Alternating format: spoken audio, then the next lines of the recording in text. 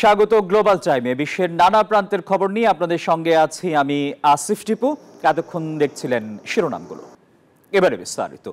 পাকিস্তানের বিরুদ্ধে ভারতের অপারেশন সিঁদুর আপাতত স্থগিত, তবে এর ভবিষ্যৎ ইসলামাবাদের আচরণের উপর নির্ভরশীল বলে জানিয়েছেন ভারতের প্রধানমন্ত্রী নরেন্দ্র মোদী। পারমাণবিক ব্ল্যাকমেইল ও সন্ত্রাসের সঙ্গে আপোষ না করার বার্তাও দেন তিনি। এদিকে দুই দেশের সংঘাত থামানোর ব্যাপারে আবারও নিজের কৃতিত্বের দাবি করেছেন মার্কিন প্রেসিডেন্ট ডোনাল্ড ট্রাম্প। অন্যদিকে পাকিস্তান বলছে ভারতের সাথে সংঘাতের ফলে তাদের আর্থিক খাতে খুব বেশি প্রভাব পড়বে না। এক জটিল সন্ধিক্ষণে দাঁড়িয়ে ভারত পাকিস্তান সম্পর্ক। চিরপ্রতিদ্বন্দ্বীর বিরুদ্ধে নয়াদিল্লির আলোচিত অপারেশন সিঁদুর আপাতত স্থগিত রাখা হয়েছে। তবে এই অভিযানের ভবিষ্যৎ পুরোপুরি নির্ভর করছে ইসলামাবাদের পরবর্তী আচরণের উপর। দুই দেশের সাম্প্রতিক যুদ্ধবিরতির পর জাতির উদ্দেশ্যে দেয়া প্রথম ভাষণে এমনটাই বার্তা দিলেন ভারতের প্রধানমন্ত্রী নরেন্দ্র মোদী। সোমবারের ভাষণে তিনি জোর দিয়ে বলেন, নয়াদিল্লি কোনো ধরনের পারমাণবিক ব্ল্যাকমেইল সহ্য করবে না। সন্ত্রাসের সাথে আলোচনা এবং বাণিজ্য একসঙ্গে চলতে পারে না। পাকিস্তানকে তাদের সন্ত্রাসবাদের অবকাঠামো ধ্বংস করতে হবে। শান্তির অন্য উপায় নেই। ভারতের অবস্থান খুবই স্পষ্ট। জল এবং রক্ত একসাথে প্রবাহিত হতে পারে না। শান্তি কা কোই রাস্তা নেই। মোদির ভাষণের পরই ভারত নিয়ন্ত্রিত কাশ্মীরের সাম্বা এবং পাঞ্জাবের জলন্ধর এলাকায় দেখা গেছে ড্রোনের উপস্থিতি। সোমবার এমনটাই তথ্য দিয়েছে হিন্দুস্তান টাইমস। এদিকে সোমবার হোয়াইট হাউসের এক অনুষ্ঠানে ভারত ও পাকিস্তানের মধ্যকার সাম্প্রতিক উত্তেজনা প্রশমনে আবারও নিজের কৃতিত্বের দাবি করলেন মার্কিন প্রেসিডেন্ট ডোনাল্ড ট্রাম্প। পরিস্থিতি নিয়ন্ত্রণের বাইরে চলে যাচ্ছিল। দুই দেশকেই হুঁশিয়ারি দেওয়া হয়েছিল যে যুদ্ধ বন্ধ না করলে তাদের সাথে যুক্তরাষ্ট্রের বাণিজ্য সম্পর্ক ছিন্ন করা হবে। এই হুমকির কারণেই যুদ্ধ থেমেছে। চলমান উত্তেজনার মধ্যেই পাকিস্তানের অর্থমন্ত্রী মোহাম্মদ আওরঙ্গজেব দাবি করেছেন, ভারতের সঙ্গে এই সাম্প্রতিক সংঘাতের জেরে তাদের দেশের অর্থনীতিতে খুব বেশি নেতিবাচক প্রভাব পড়বে না। নিবির আমিন, নিউজ 24।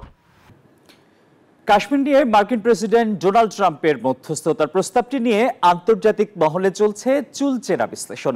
এ নিয়ে এখনো কোনো পক্ষ মুখ না খুললেও বিশ্লেষকরা বলছেন, মার্কিন প্রেসিডেন্টের এই প্রস্তাবটি ভারতের কূটনৈতিক উচ্চাকাঙ্ক্ষাকে চাপের মুখে ফেলেছে। ইস্যুটি নিয়ে যুক্তরাষ্ট্রের সঙ্গে কূটনৈতিক ভারসাম্য বজায় রাখা মোদী প্রশাসনের জন্য চ্যালেঞ্জিং বলে মত তাদের।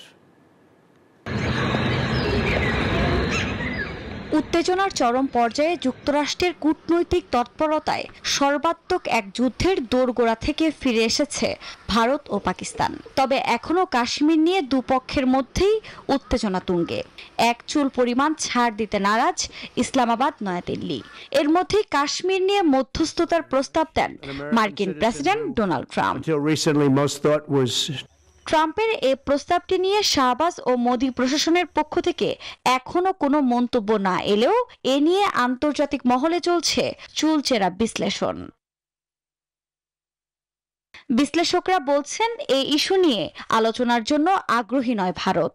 এ অবস্থায় কাশ্মীর নিয়ে মার্কিন প্রেসিডেন্টের এই প্রস্তাবটি মোদী প্রশাসনের কূটনৈতিক উচ্চ আকাঙ্ক্ষাকে চাপের মুখে ফেলতে পারে বলেও মত প্রতিরক্ষা বিশেষজ্ঞ এসি উদয় ভাস্করের। ভারত ভেবেছিল এটি একটি ওয়াকওভার হবে এবং প্রধানমন্ত্রী মোদী এমন একজন ব্যক্তি হিসাবে আবির্ভূত হবেন যিনি দৃঢ় প্রতিজ্ঞ। তবে এ সংঘাতের মধ্য দিয়ে ভারতের কৌশলগত স্বায়ত্তশাসনের আকাঙ্ক্ষা ভেঙে পড়েছে। আমার ব্যক্তিগত মূল্যায়ন হলো যে মোদী পিছিয়ে পড়েছেন। কাশ্মীরকে ভারতের অবিচ্ছেদ্য অংশ হিসেবে গণ্য করে বরাবর তৃতীয় পক্ষের মধ্যস্থতা প্রত্যাখ্যান করেছে দেশটি। দুই দেশই আংশিকভাবে হিমালয় অঞ্চলের এই ভূখণ্ড শাসন করে। তবে সম্পূর্ণ অঞ্চলটির মালিকানার দাবি নিয়ে যুদ্ধ এবং একাধিক সংঘাতে জড়িয়েছে ভারত পাকিস্তান। আফরিন মৌ, নিউজ 24। গ্লোবাল টাইমের সময় হলো একটা বিরতির। আরো খবর নিয়ে ফিরছি, সঙ্গেই থাকুন। গ্লোবাল টাইমে স্বাগত জানাচ্ছি আরো একবার। মধ্যপ্রাচ্যে 3 দিনের সফরে রিয়াদ পৌঁছেছেন ডোনাল্ড ট্রাম্প। এরই মধ্যে প্রিন্স সালমানের সঙ্গে বৈঠক করেছেন মার্কিন প্রেসিডেন্ট। সেখানে বিনিয়োগ চুক্তি ও অস্ত্র বিক্রিকেই প্রাধান্য দিয়েছেন তিনি। সৌদি সফর শেষে কাতার এবং আমিরাত সফরে যাবেন ডোনাল্ড ট্রাম্প। তবে মার্কিন প্রেসিডেন্টের মধ্যপ্রাচ্য সফরের তালিকায় নেই ইসরায়েলের নাম। দ্বিতীয় দফায় ক্ষমতায় এসেও প্রথম রাষ্ট্রীয় সফরে আবারও সৌদি আরবকে বেছে নিয়েছেন ডোনাল্ড ট্রাম্প। মার্কিন এই প্রেসিডেন্টকে বহনকারী এয়ারফোর্স ওয়ান যখন সৌদি আকাশসীমায় প্রবেশ করে তখন সেটিকে যুদ্ধ বিমান দিয়ে অভ্যর্থনা জানানো হয়। ডোনাল্ড ট্রাম্পকে উষ্ণ অভ্যর্থনা জানায় যুক্তরাষ্ট্রের ঘনিষ্ঠ মিত্র সৌদি আরব। মঙ্গলবারই সৌদি যুবরাজ প্রিন্স সালমানের সঙ্গে বৈঠক করেন ডোনাল্ড ট্রাম্প। গুরুত্বারোপ করেন অর্থনৈতিক বিনিয়োগ আকর্ষণ ও বাণিজ্য চুক্তি সইয়ের উপর। সৌদি সফর শেষে মার্কিন প্রেসিডেন্ট বুধবার যাবেন কাতারে, বৃহস্পতিবার যাবেন সংযুক্ত আরব আমিরাতে। তবে ডোনাল্ড ট্রাম্পের মধ্যপ্রাচ্য সফরের তালিকায় নেই ইসরায়েলের নাম। ট্রাম্প তার প্রথম মেয়াদে প্রথম বিদেশ সফরের গন্তব্য হিসেবেও বেছে নিয়েছিলেন সৌদি আরবকেই। সাধারণত মার্কিন প্রেসিডেন্টরা ক্ষমতায় এসে প্রথম বিদেশ সফরের জন্য যুক্তরাজ্য, কানাডা কিংবা মেক্সিকোকে বেছে নেন। রাষ্ট্রীয় সফরে সৌদি আরব আসলেও পোপ ফ্রান্সিসের অন্ত্যেষ্টিক্রিয়ায় অংশ নেওয়ার জন্য ইতালি ও ভ্যাটিকান সিটিতে সংক্ষিপ্ত সফর করেছেন ডোনাল্ড ট্রাম্প। আসমাতুলি, নিউজ 24। গাজা যুদ্ধের মাঝে হামাসের হাতে থাকা জিম্মিদের মুক্তির জন্য কাতারে প্রতিনিধি দল পাঠানোর ঘোষণা দিয়েছে ইসরায়েল। এরই মধ্যে মুক্তি পেয়েছেন এক মার্কিন ইসরায়েলি নাগরিক। তবে গাজায় ইসরায়েলি হামলা অব্যাহত রয়েছে। গত 24 ঘন্টায় ইসরায়েলি বাহিনীর বোমা হামলায় খান ইউনুস সহ বিভিন্ন এলাকায় নিহত হয়েছেন অন্তত 33 জন ফিলিস্তিনি, আহত হয়েছেন আরও 94 জন। মানবিক সহায়তা আটকে থাকায় দুর্বিষহ হয়ে উঠেছে ফিলিস্তিনিদের জীবন। খাদ্য, পানি ও ওষুধের সংকটে বিপর্যস্ত গোটা উপত্যকা। তবে এর মাঝেও উপত্যকাটিতে থেমে নেই ইসরায়েলের হামলা। গত একদিনে খান ইউনুস সহ বিভিন্ন স্থানে দখলদারদের হামলায় প্রাণ গেছে বেশ কয়েকজনের। এরই মাঝে গড়ে উঠেছে আন্তর্জাতিক কূটনৈতিক তৎপরতা। সোমবার হামাস মুক্তি দিয়েছেন ইসরায়েলি মার্কিন নাগরিক ইডান আলেকজান্ডারকে। যুদ্ধবিরতির সম্ভাব্য আলোচনার অংশ হিসেবেই এই পদক্ষেপ, এমনটাই জানিয়েছে গোষ্ঠীটি। তারা বলছে এটি সদিচ্ছার বার্তা, যার মাধ্যমে মানবিক সাহায্যের পথ খোলা সহজ হবে। ইডান আলেকজান্ডারের মুক্তির পর প্রেসিডেন্ট ডোনাল্ড ট্রাম্পকে ধন্যবাদ জানান ইসরায়েলের প্রধানমন্ত্রী বেনিয়ামিন নেতানিয়াহু।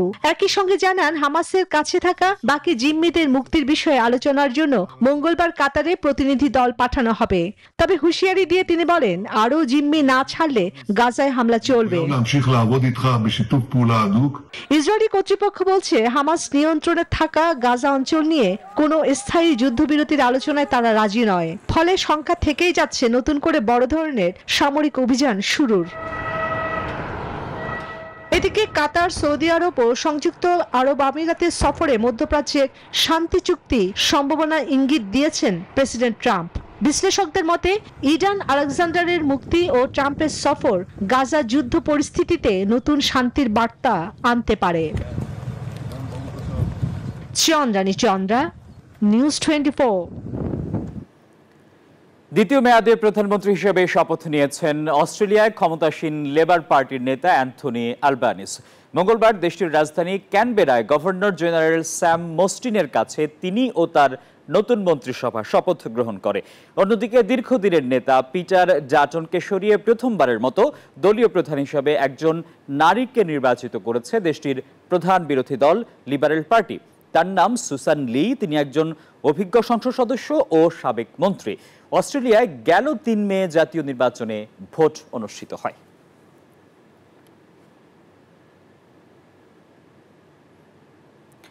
রুশ নির্মিত ক্ষেপণাস্ত্রের হামলায় 2014 সালে মালয়েশিয়ান এয়ারলাইন্স MH17 বিধ্বস্ত হয়েছে বলে জানিয়েছে জাতিসংঘের আন্তর্জাতিক বেসামরিক বিমান চলাচল সংস্থা ICAO। সংস্থাটি জানায়, রুশ ক্ষেপণাস্ত্র নিক্ষেপ করে ফ্লাইট MH17 ভূপাতিতের ঘটনায় অস্ট্রেলিয়া ও নেদারল্যান্ডস যে অভিযোগ এনেছে তা তথ্য ও আইনের দিক থেকে যথার্থ, যদিও রাশিয়া বরাবরই এই ঘটনার দায় অস্বীকার করে আসছে। 2014 সালে ইউক্রেনের আকাশে মালয়েশিয়া এয়ারলাইন্সের যাত্রীবাহী ফ্লাইট MH17 ভূপাতিত হয়। ওই ঘটনায় 298 জন নিহত হয়েছিলেন। ভারতের অমৃতসরে ভেজাল মদ পানে অন্তত 14 জনের মৃত্যু হয়েছে। সোমবার স্থানীয় সময় রাতে ভাঙ্গালী, পাতালপুরি সহ বেশ কয়েকটি গ্রামের বাসিন্দারা মদ পান করেন। তবে মদের মধ্যে 50 লিটার মিথানল মিশিয়ে সরবরাহের অভিযোগ পাওয়া গেছে। এ ঘটনায় এরই মধ্যে 6 জনকে গ্রেপ্তারও করেছে পুলিশ। ভারতে অবৈধভাবে উৎপাদিত অ্যালকোহল, যা স্থানীয়ভাবে সুচ বা দেশি মদ নামে পরিচিত, প্রতি বছরই দেশি মদ পানে দেশটিতে বহু মানুষের প্রাণহানির ঘটনা ঘটে।